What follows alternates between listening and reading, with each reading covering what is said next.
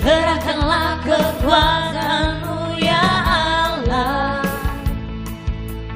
tunjukkanlah kuasa-Mu ya Tuhan. Serahkanlah musuh-Mu, selamatkanlah umat-Mu. Allah dahsyat di tempat kudus-Nya.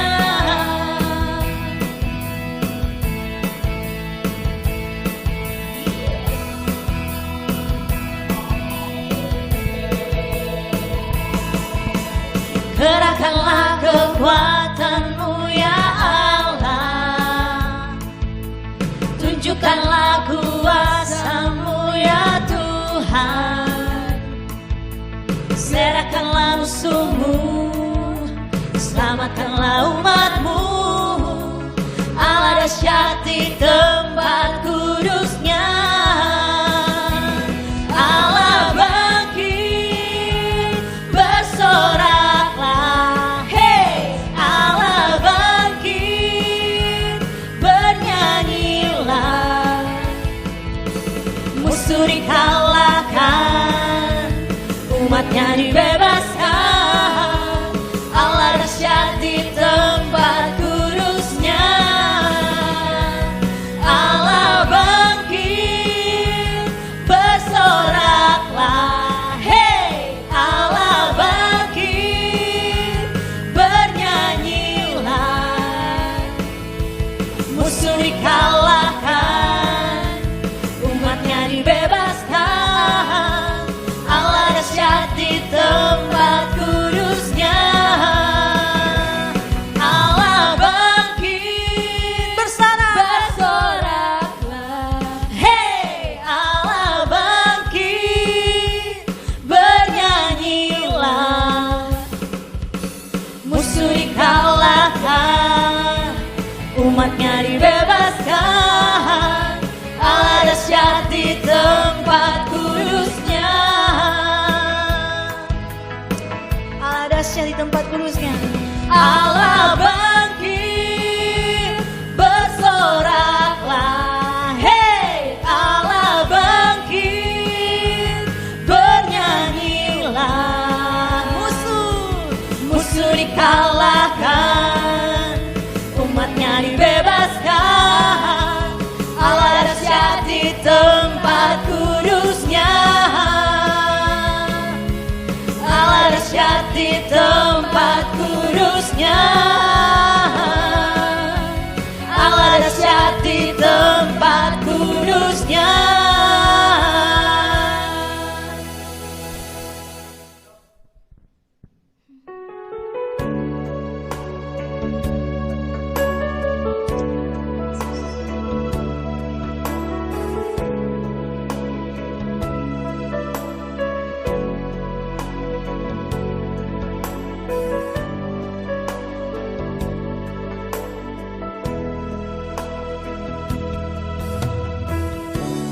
Dengan apa ku membalas kasih-Mu yang ku terima dari-Mu? Dengan apa ku membalas cinta-Mu? Oh Yesusku,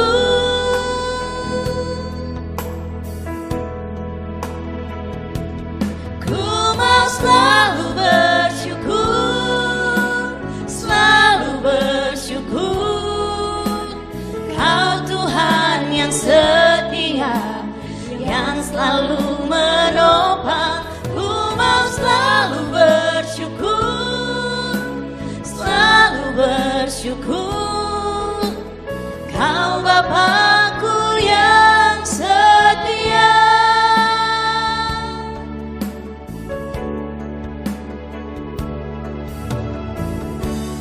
Dengan apa ku membalas kasih-Mu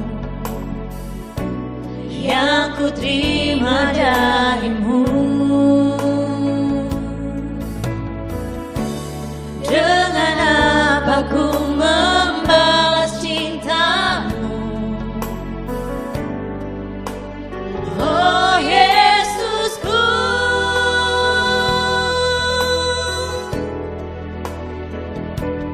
Ku mau selalu bersyukur, selalu bersyukur. Kau Tuhan yang setia, yang selalu menopang. Ku mau selalu bersyukur, selalu bersyukur. Kau Bapa-Ku yang setia.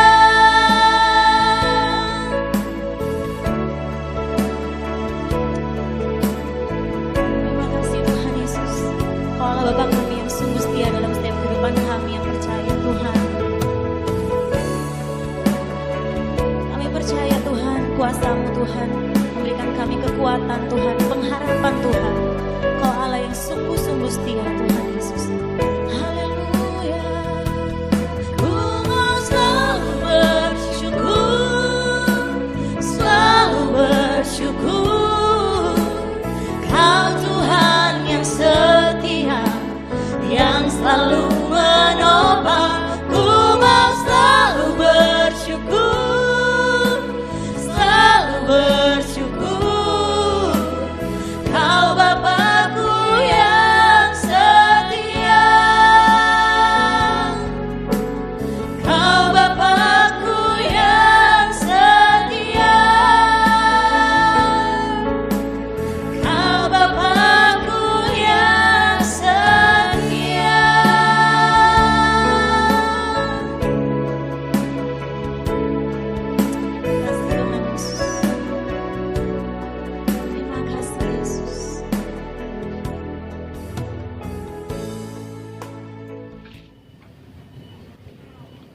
Shalom saudara-saudara terkasih di dalam Kristus Yesus.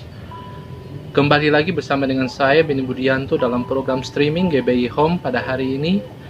Saya percaya dimanapun saudara berada, saudara ada dalam lindungan Tuhan, dan menjadi sukacita untuk saya menjumpai saudara melalui program ini. Mari persiapkan hati kita, buka hati kita pribadi lepas pribadi, supaya kita dapat mengalami perubahan pada saat kita menerima kebenaran firman Tuhan.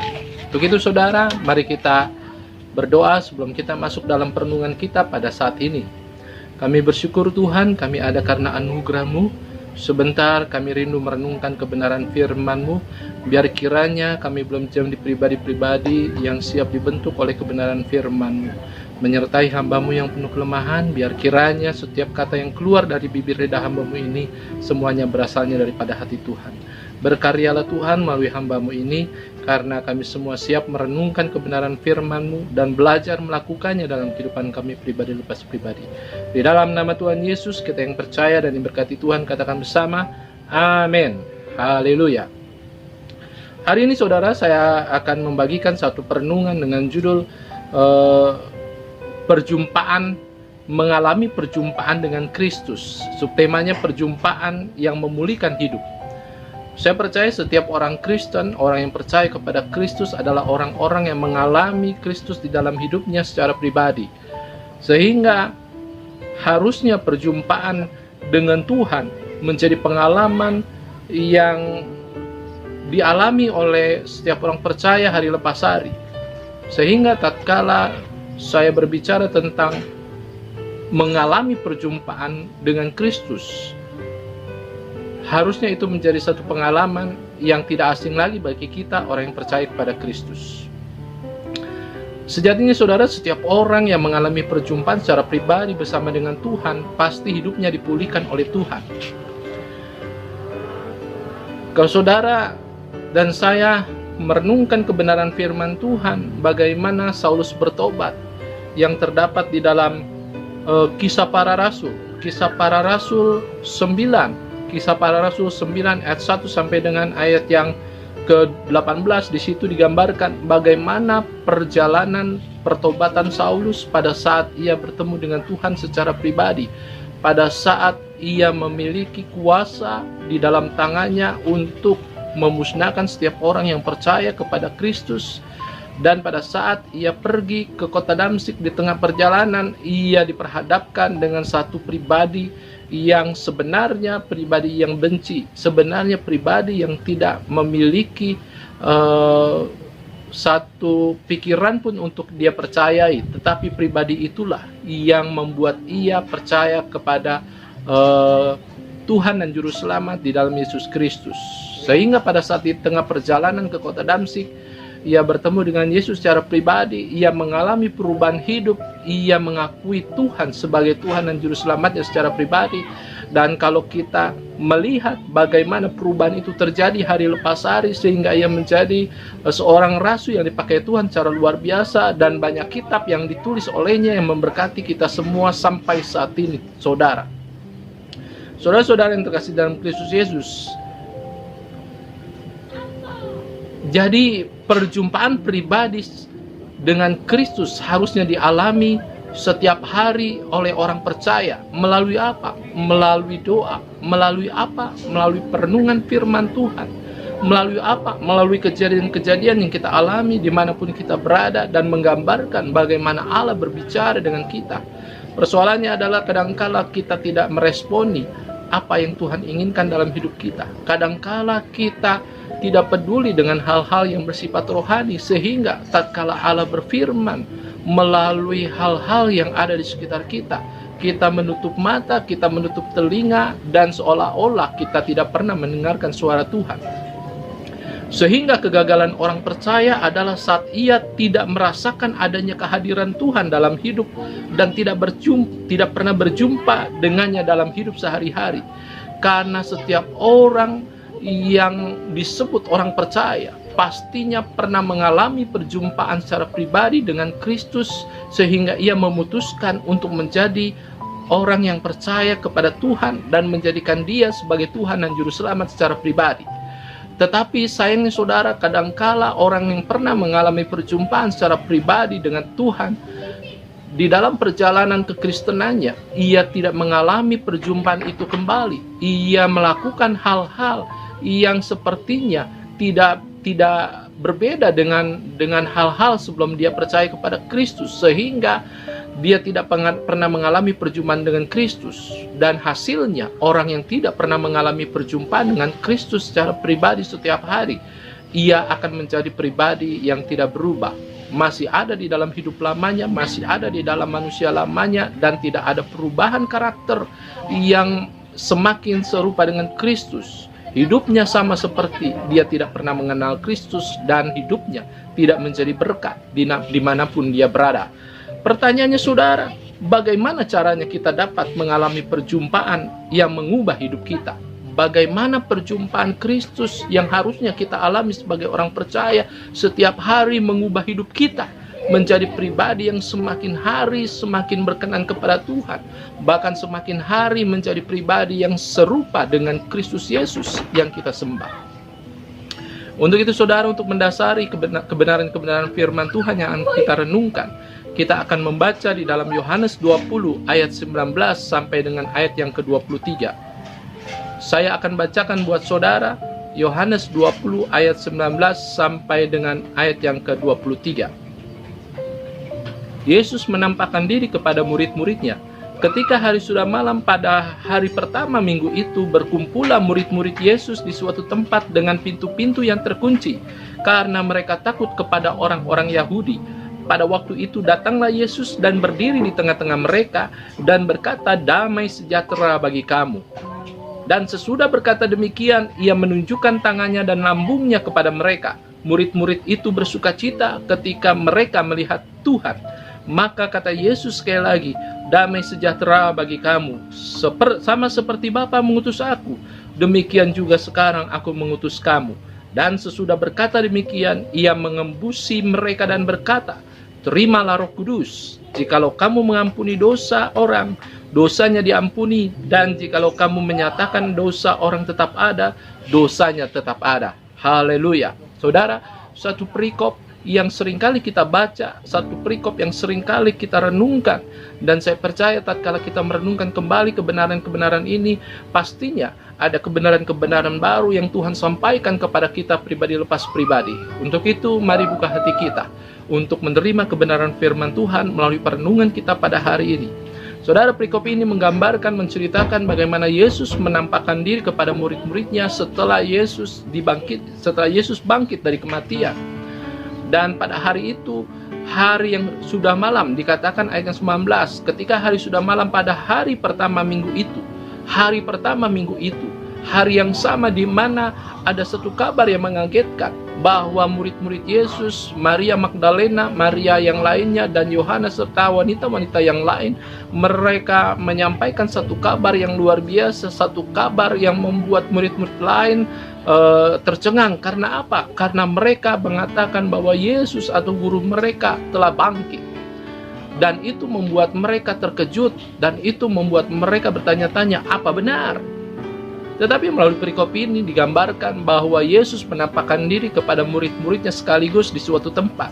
Pada saat itu murid-murid Yesus mengalami ketakutan. Mereka takut oleh orang-orang Yahudi, karena pada saat itu orang-orang Yahudi memiliki satu obsesi untuk menghancurkan keyakinan Kristen yang dibawa oleh Yesus. Dan murid-murid Yesus menjadi orang-orang yang disasar untuk ditangkap, untuk dimusnahkan, sehingga mereka mengalami ketakutan. Mereka berkumpul di suatu rumah, dikatakan di dalam perikop ini, mereka berkumpul di suatu rumah, dan tiba-tiba pada saat pintu-pintu ditutup, pintu-pintu terkunci, di tengah-tengah mereka tampaklah Yesus, guru mereka yang telah disalib, yang telah mati, dan berkata kepada mereka seperti ayat yang 19, pada waktu itu datanglah Yesus dan berdiri di tengah-tengah mereka dan berkata, damai sejahtera bagi kamu. Sesudah berkata demikian, Yesus menunjukkan tangannya dan lambungnya kepada mereka. Saudara, ayat ini digambarkan oleh Lukas, dijelaskan kembali bahwa sebenarnya murid-murid Yesus ragu-ragu atas kehadiran Yesus. Mereka mengira itu bukan Yesus, itu bukan guru mereka, itu hantu.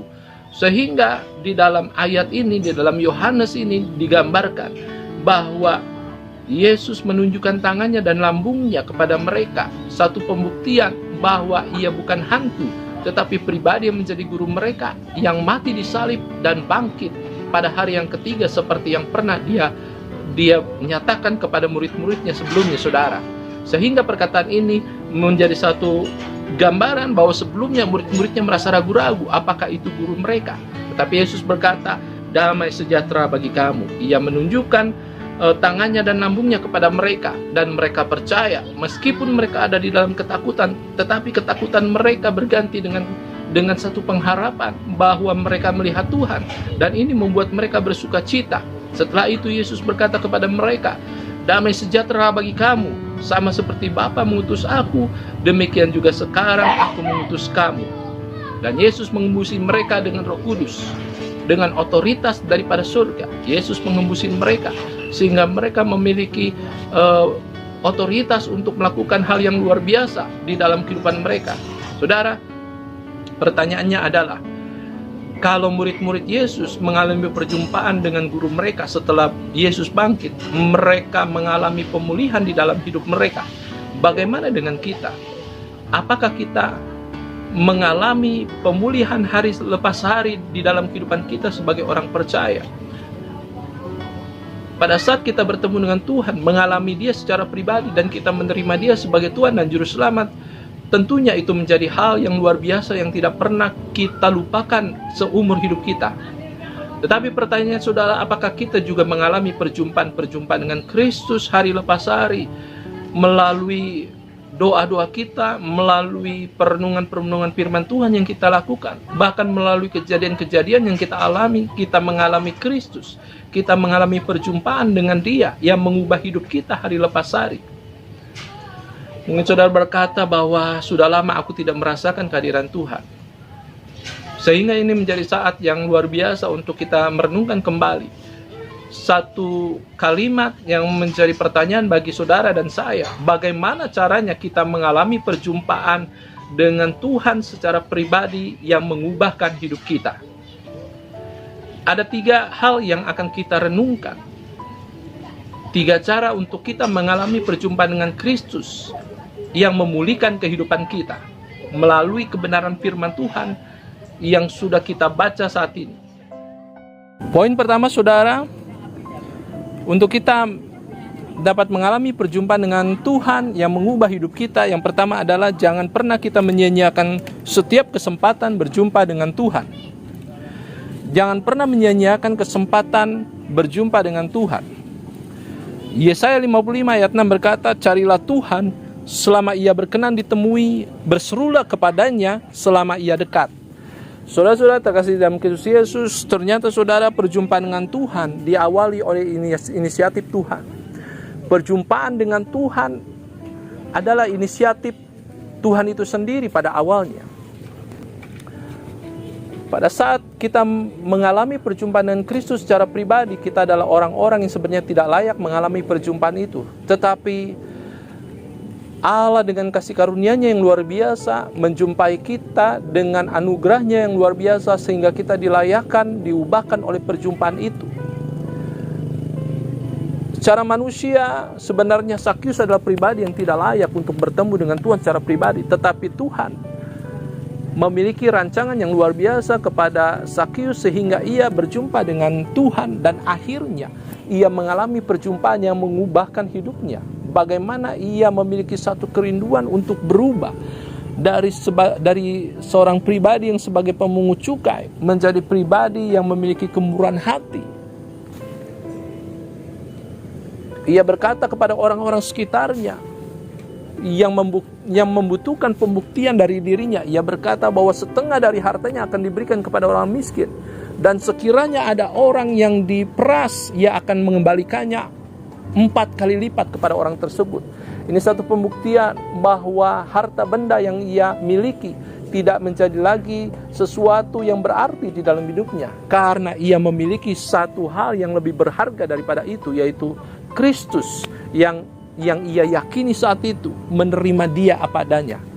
Jadi saudara, untuk kita boleh mengalami perjumpaan dengan Tuhan secara pribadi yang mengubah hidup kita, poin pertama, jangan menyia-nyiakan setiap kesempatan berjumpa dengan Tuhan. Pada saat kita ada di dalam kehidupan kita sehari-hari, pada saat pagi hari, jangan pernah menyia-nyiakan waktu untuk berdoa, jangan pernah menyia-nyiakan waktu untuk merenungkan firman Tuhan, jangan pernah menyia-nyiakan waktu untuk mengerti kebenaran-kebenaran firman Tuhan. Ia menyatakan bahwa dia adalah pribadi yang selalu memberikan pengalaman-pengalaman yang luar biasa, perjumpaan antara kita dengan Tuhan di dalam hidup kita. Ayat yang 19b berkata, pada waktu itu datanglah Yesus dan berdiri di tengah-tengah mereka dan berkata, damai sejahtera bagi kamu. Saudara, Yesus sendiri menjumpai murid-muridnya yang waktu itu dalam keadaan takut. Ia berkata, damai sejahtera bagi kamu. Padahal sejatinya murid-muridnya mengalami ketakutan, terintimidasi oleh keadaan. Tetapi Kristus berkata kepada mereka yang mengalami ketakutan, damai sejahtera bagi kamu. Ini menjadi satu kerinduan Tuhan secara pribadi untuk menguatkan murid-muridnya.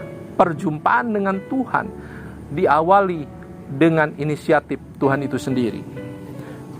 Tatkala kita bertemu dengan Tuhan secara pribadi, itu bukan karena kita, bukan karena kerinduan kita, tetapi karena anugerah Tuhan sehingga kita mengalami perjumpaan secara pribadi. Dan melalui perjumpaan itu kita diubahkan oleh Tuhan.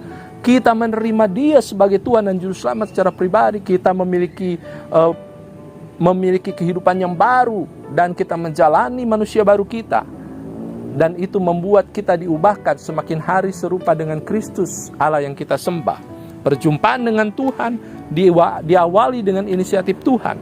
Dan setelah itu saudara, barulah kita mengalami perjumpaan dengan Tuhan hari lepas hari melalui perenungan doa kita, melalui firman Tuhan yang kita renungkan secara pribadi. Kita mengalami perjumpaan dengan Tuhan yang membuat kita semakin hari diubahkan seperti yang Tuhan mau di dalam hidup kita. Saudara, tidak setiap orang mengalami perjumpaan dengan Tuhan yang mengubah hidupnya. Tidak semua orang mengalami perjumpaan dengan Tuhan yang mengubah hidup mereka. Kalau kita mengalami perjumpaan dengan Tuhan secara pribadi, tatkala kita menerima Dia sebagai Tuhan dan Juru Selamat, itu merupakan anugerah yang Tuhan berikan bagi kita. Karena tidak setiap orang mengalami itu. Setelah kita menjadi pribadi yang sudah diubahkan oleh Tuhan menjadi orang percaya, kita memiliki kemampuan, kita memiliki kesempatan untuk kita ada di dalam perjumpaan dengan Tuhan secara pribadi hari lepas hari, saudara. Roma 8 ayat 29 berkata, sebab semua orang yang dipilihnya dari semula, mereka juga ditentukannya dari semula untuk menjadi serupa dengan gambaran anaknya, supaya ia anaknya itu menjadi yang sulung di antara banyak saudara. Roma 8 ayat 29. Jadi semua orang yang dipilihnya, mereka itu juga yang ditentukan dari semula untuk menjadi serupa dengan gambaran anaknya. Tidak semua orang dipilih. Dan kalau kita ada di dalam bagian orang-orang pilihan Tuhan, itu adalah anugerah Tuhan. Perjumpaan dengan Tuhan diawali dengan inisiatif Tuhan itu sendiri. Dan tidak semua orang mengalami perjumpaan itu. Kalau saudara dan saya adalah orang yang percaya kepada Kristus, artinya kita pasti pernah mengalami perjumpaan dengan Tuhan secara pribadi. Sehingga yang harus kita lakukan adalah mari kita memiliki kerinduan untuk bertemu dengan Dia secara pribadi, mengalami perjumpaan hari lepas hari yang mengubah hidup kita. Setiap orang percaya memiliki kesempatan berjumpa dengan Tuhan setiap saat di dalam hidupnya. Saudara dan saya adalah orang percaya, dan kita memiliki kesempatan yang sama untuk mengalami perjumpaan dengan Tuhan hari lepas hari secara pribadi. Roma 8 ayat 15 berkata, sebab kamu tidak menerima roh perbudakan yang membuat kamu menjadi takut lagi, tetapi kamu menerima roh yang menjadikan kamu anak Allah. Oleh roh itu kita berseru, ya Aba, ya Bapa. Saudara-saudara terkasih dalam Kristus Yesus, kita adalah orang-orang yang menerima roh daripada Bapa itu sendiri. Roh Kudus ada di dalam diri kita tatkala kita percaya dengan Kristus, tatkala kita menjadi orang-orang yang menerima Kristus sebagai Tuhan dan Juru Selamat secara pribadi. Roh Kudus itulah yang membuat kita dapat bersekutu dengan Bapa di sorga, sehingga kita dapat berkata kepada Bapa di sorga, ya Aba, ya Bapa. Artinya ada satu hubungan yang sudah terjembatani antara kita dengan Bapa di sorga. Dan kita memiliki kesempatan untuk mengalami perjumpaan dengan Tuhan secara pribadi hari lepas hari, yang tentunya mengubah hidup kita semakin hari semakin serupa dengan Kristus, anaknya yang tunggal itu. Jadi saudara, jangan menyia-nyiakan kesempatan untuk berjumpa dengan Tuhan di dalam hidup kita. Poin yang kedua saudara, untuk kita boleh mengalami perjumpaan dengan Kristus yang memulihkan hidup kita, kita harus hidup dalam iman. Mari kita perhatikan ayat yang ke-20 daripada Yohanes 20 yang sudah kita baca. Dan sesudah berkata demikian, ia menunjukkan tangannya dan lambungnya kepada mereka. Murid-murid itu bersuka cita ketika mereka melihat Tuhan. Saudara, menjadi satu kenyataan yang sulit untuk dipercaya karena guru yang mereka ikuti selama ini mengalami kematian secara jasmani. Tetapi pada saat itu mereka melihat guru yang sudah mati itu bangkit dan berada di tengah-tengah mereka. Sehingga sebelumnya mereka ragu-ragu, mereka melihat Kristus, mereka bertanya satu dengan yang lain, apakah itu guru kita? Itu hantu. Sehingga Yesus harus membuktikan kepada mereka. Dan Yesus menunjukkan tangannya dan lambungnya, yang tentunya menjadi satu kesaksian pada saat ia dipaku, pada saat ia ditombak lambungnya. Itu membuat satu tanda bahwa dia adalah pribadi yang sudah disalib, yang mati di atas kayu salib. Dan pada saat itu pribadi itu ada di tengah-tengah mereka. Saudara, hidup dalam iman artinya kita percaya akan kehadiran Tuhan dalam setiap aspek hidup kita. Hidup dalam iman artinya kita percaya kehadiran Tuhan dalam setiap aspek kehidupan yang kita jalani. Ibrani 11 ayat 6 berkata, tetapi tanpa iman tidak mungkin orang berkenan kepada Allah, sebab barang siapa berpaling kepada Allah, ia harus percaya bahwa Allah ada, dan bahwa Allah memberi upah kepada orang yang sungguh-sungguh mencari Dia.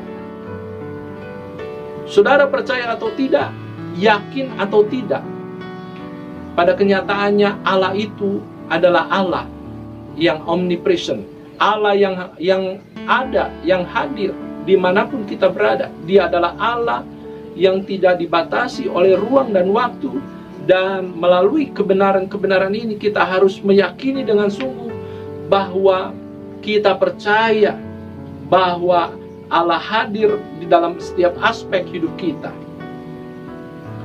Hidup dalam iman artinya kita mengerti kehadiran Tuhan dimanapun kita berada, sehingga kita harus sungguh-sungguh bijaksana, kita harus sungguh-sungguh melakukan segala sesuatu dengan satu keyakinan bahwa Tuhan tahu apa yang kita lakukan, baik itu yang baik, baik itu yang buruk. Sehingga harus kita mengerti Allah hadir dimanapun kita berada. Hidup dalam iman artinya kita dituntut untuk berakar, bertumbuh, dan berbuah di dalam kebenaran firman Tuhan. Mari kita lihat saudara, di dalam Lukas 24 ayat 44, satu perikop yang sama seperti yang kita baca pada sebelumnya, Yohanes 20. Firman Tuhan berkata, Ia berkata kepada mereka, inilah perkataanku yang telah kukatakan kepadamu ketika aku masih bersama-sama dengan kamu, yakni bahwa harus digenapi semua yang ada tertulis tentang aku dalam kitab Taurat Musa dan kitab Nabi-Nabi dan kitab Mazmur. Jadi saudara, kematian Kristus dan kebangkitannya sesungguhnya sudah dinyatakan sebelumnya pada saat Yesus masih ada di tengah-tengah murid-muridnya. Tetapi murid-muridnya belum mengerti saat itu. Tetapi murid-muridnya belum menyadari hal tersebut. Sehingga tatkala mereka mengalami keadaan bagaimana guru mereka disalibkan dan mati, mereka mengalami satu tekanan yang luar biasa, hidup dalam ketakutan, kekhawatiran hari lepas hari. Sesungguhnya Tuhan sudah menyatakan hal itu, bahwa Ia akan bangkit pada hari ketiga. Sebenarnya saudara, kalau mereka menyimpan apa yang dikatakan Yesus dan terus meyakini hal itu sebagai satu kebenaran di dalam hidup mereka, mereka tidak akan takut, mereka tidak akan gentar.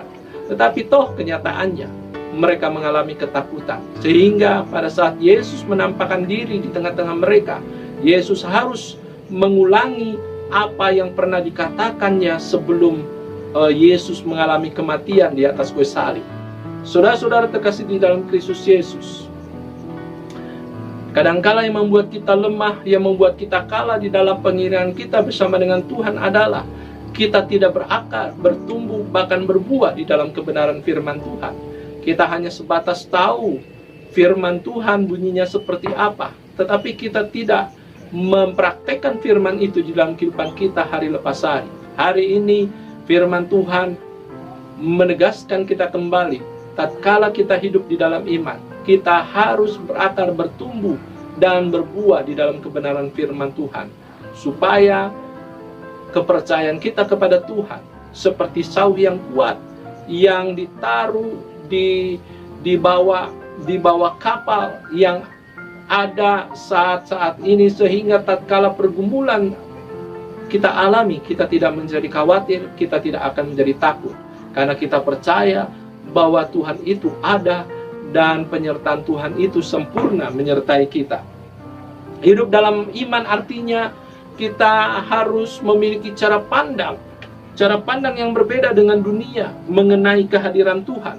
Dunia berkata tatkala kita percaya bahwa Tuhan hadir, itu satu hal yang bodoh buat mereka. Tetapi buat kita orang yang percaya, kita harus memiliki cara pandang yang berbeda dengan dunia. Kita yakin bahwa Tuhan itu tidak terlihat secara kasat mata, tapi Dia ada. Dimanapun kita berada, Dia ada, dan kehadirannya nyata di dalam hidup kita. 2 Korintus 10 ayat 3 berkata, memang kami masih hidup di dalam dunia, tetapi kami tidak berjuang secara duniawi. Kita masih hidup di dalam dunia, kita masih hidup melakukan aktivitas sehari-hari, tetapi kita harus berpikir secara rohani terhadap segala sesuatu yang ada di sekitar kita. Dan kita harus berpikir secara rohani, khususnya tentang kehadiran Tuhan, sehingga kita pastinya mengalami perjumpaan dengan Tuhan secara pribadi hari lepas hari. Jadi cara yang kedua untuk kita boleh mengalami perjumpaan dengan Tuhan secara pribadi hari lepas hari yang memulihkan hidup kita, kita harus hidup di dalam iman. Hidup di dalam iman artinya kita memiliki cara pandang yang berbeda dengan dunia. Cara pandang kita harus menjadi cara pandang yang sama seperti Kristus, sehingga tatkala kita memandang masalah, tatkala kita memandang pergumulan, kita memandangnya dengan cara pandang Tuhan, bukan cara pandang dunia. Poin yang ketiga, poin yang terakhir untuk kita mengalami perjumpaan dengan Tuhan secara pribadi yang memulihkan hidup kita, kita harus mempersiapkan diri menjadi teladan di dalam hidup kita. Kita harus mempersiapkan diri sebagai orang-orang percaya, menjadi model untuk orang-orang dunia, orang-orang yang tidak percaya kepada Kristus, melihat Kristus di dalam hidup kita. Mari perhatikan di dalam Lukas 24 ayat 47, dan lagi dalam namanya berita tentang pertobatan dan pengampunan dosa harus disampaikan kepada segala bangsa, mulai dari Yerusalem. Saudara, perikop ini menggambarkan tatkala murid-muridnya mengalami sukacita karena mereka melihat Tuhan yang mereka percaya sudah bangkit dari kematian. Tidak hanya mereka bersukacita, tetapi Kristus mengatakan kepada murid-muridnya untuk mereka mengabarkan kabar sukacita itu kepada orang-orang lain. Bagaimana Kristus mati ganti kita, ganti manusia, dan bangkit dari kematian. Itu harus menjadi pokok berita bagi pemberitaan murid-murid Tuhan saat itu, saudara. Sehingga untuk kita boleh menjadi pribadi yang mengalami perjumpaan dengan Kristus yang memulihkan hidup kita, kita harus mempersiapkan diri menjadi teladan hidup di dalam hidup kita. Karena bagaimana caranya kita dapat mengabarkan kabar sukacita kepada orang-orang yang mungkin saat-saat ini menutup telinga mereka untuk mereka mendengarkan tentang Yesus yang kita sembah? Tentunya dengan cara kita hidup menjadi teladan. Sehingga tatkala hidup kita memberkati mereka, tatkala hidup kita menjadi teladan bagi mereka, mereka akan berkata, orang ini adalah pribadi yang mengenal Kristus sehingga hidupnya diubahkan dan hidupnya menjadi teladan bagi orang-orang sekitarnya. Saudara, menjadi teladan hidup artinya kita harus mentransformasikan diri menjadi seperti Kristus. Mentransformasikan diri menjadi seperti Kristus. Kolose 3 ayat 10 berkata, dan telah mengenakan manusia baru yang terus-menerus diperbarui untuk memperoleh pengetahuan yang benar menurut gambar kaliknya. Kita harus terus-menerus diperbarui menjadi manusia baru yang pada akhirnya kita menjadi gambaran yang sama dengan gambar kaliknya. Artinya kita serupa dengan Kristus, kita serupa dengan pribadi yang kita sembah, kita serupa dengan Tuhan yang kita percaya, yaitu di dalam Kristus Yesus. Yang menjadi hal yang menyedihkan, saudara, banyak orang percaya berkata bahwa dia percaya kepada Kristus, tapi hidupnya tidak seperti Kristus. Biar kiranya kita menjadi pribadi-pribadi yang bukan hanya berkata Kristus hadir di dalam hidup kita, tetapi Kristus juga menguasai hidup kita, mengubah hidup kita. Yohanes 20 ayat 21 berkata, maka kata Yesus sekali lagi, damai sejahtera bagi kamu, sama seperti Bapa mengutus aku, demikian juga sekarang aku mengutus kamu. Sama seperti Bapa mengutus aku, demikian juga sekarang aku mengutus kamu. Artinya apa, saudara? Artinya kita harus menjadi pribadi yang sama seperti Kristus, serupa seperti Kristus kita, sehingga kita menjadi orang yang layak disebut utusan Kristus. Karena Yesus sendiri sudah diutus oleh Bapa, artinya Yesus layak menjadi utusan yang terutus ke dalam dunia ini. Sehingga tatkala Yesus mengutus kita menjadi orang yang terutus di dalam dunia, kita juga harus menjadi pribadi yang memiliki karakter, menjadi pribadi yang memiliki pikiran perasaan seperti Kristus. Bagaimana caranya kita memiliki pikiran dan perasaan seperti Kristus? Kita harus mentransformasikan diri menjadi seperti Kristus di dalam hidup kita, sehingga kita menjadi orang yang mempersiapkan diri untuk menjadi teladan hidup. Ini juga berarti saudara, kita harus menjadi pribadi yang mengalami kekuatan otoritas dari Roh Kudus dalam hidup kita. Kita harus menjadi pribadi yang mengalami otoritas Roh Kudus di dalam hidup kita. Firman Tuhan berkata bahwa Yesus menghembuskan Roh Kudusnya kepada murid-muridnya saat itu, sehingga kalau murid-muridnya berkata, dosa orang ini tetap ada, dosa orang itu tetap ada, dosa orang itu lenyap, dosa orang itu lenyap. Artinya Tuhan Yesus memberikan otoritas kepada murid-muridnya. Otoritas untuk apa? Otoritas untuk melaksanakan hal-hal yang luar biasa di dalam hidupnya. Sehingga melalui otoritas itu, ia dapat menyatakan kebenaran Allah. Ia dapat menyatakan kabar sukacita bahwa Tuhan yang disembah di dalam Kristus Yesus adalah Tuhan yang sudah mati, tetapi Dia Tuhan yang sudah bangkit mengalahkan maut. Mempersiapkan diri menjadi teladan hidup artinya kita harus menjadi pribadi yang siap menjadi agen perubahan bagi orang lain. Kalau kita sudah menerima otoritas daripada Roh Kudus, kuasa yang berasal daripada Roh Kudus, itu bukan untuk kita melakukan hal-hal supaya kita dipuji orang, tetapi untuk melakukan tugas yang mulia, mengabarkan kabar sukacita kepada orang lain, menjadi agen-agen perubahan bagi orang lain yang belum mengenal Kristus supaya mereka mengenal Kristus, menjadi orang-orang yang menjadi agen perubahan untuk orang lain, sehingga orang lain yang mungkin belum mengalami perjumpaan dengan Kristus secara pribadi, mereka mengalami perjumpaan dengan Kristus secara pribadi, karena mereka melihat hidup kita yang menjadi teladan, dan hidup itu yang menjadi berkat bagi kita semua. Biar kiranya kita menjadi pribadi-pribadi yang mau dan siap untuk menjadi teladan hidup dimanapun kita berada. Kita bukan hanya berhenti pada status kita sebagai orang percaya, tetapi kita juga menjadi satu pribadi yang semakin hari diubahkan oleh Kristus menjadi pribadi yang semakin baik, memiliki karakter dan perasaan seperti Kristus, dan pada akhirnya orang melihat kita menjadi satu kesaksian yang hidup bahwa Tuhan mengubah hidup kita, dan perjumpaan dengan Tuhan secara pribadi hari lepas hari membuat kita menjadi pribadi yang semakin hari serupa dengan Kristus. Jadilah pribadi yang mengalami perjumpaan dengan Tuhan hari lepas hari, sehingga perjumpaan itu memulihkan hidup kita menjadi pribadi yang semakin hari semakin serupa dengan Kristus, memiliki pikiran dan perasaan seperti Kristus hidup. Demikian juga kita memiliki kehidupan seperti Kristus yang menjadi teladan bagi orang-orang sekitar kita. Amin. Biar kiranya kebenaran-kebenaran firman ini menjadi kekuatan untuk kita boleh lebih lagi mengasihi Tuhan, memiliki pengalaman-pengalaman pribadi yang mengubahkan hidup kita, mengubahkan orang lain, dan mempermuliakan Bapa di surga. Mari kita berdoa. Terima kasih Bapa di surga karena kebenaran firman-Mu sudah kami renungkan, dan biar kiranya kami boleh menjadi pribadi yang memiliki kerinduan untuk menjadi berkat dimanapun kami berada. Perjumpaan kami dengan Engkau secara pribadi harus kami alami hari lepas hari, mengubah hidup kami menjadi pribadi yang semakin serupa dengan Kristus. Berkati setiap hamba-hambamu, berkati setiap jemaatmu dimanapun mereka berada, supaya mereka boleh semakin kuat di dalam Tuhan. Terima kasih Tuhan, dalam nama Tuhan Yesus kami berdoa. Haleluya. Amin. Amin. Terima kasih, Tuhan Yesus memberkati.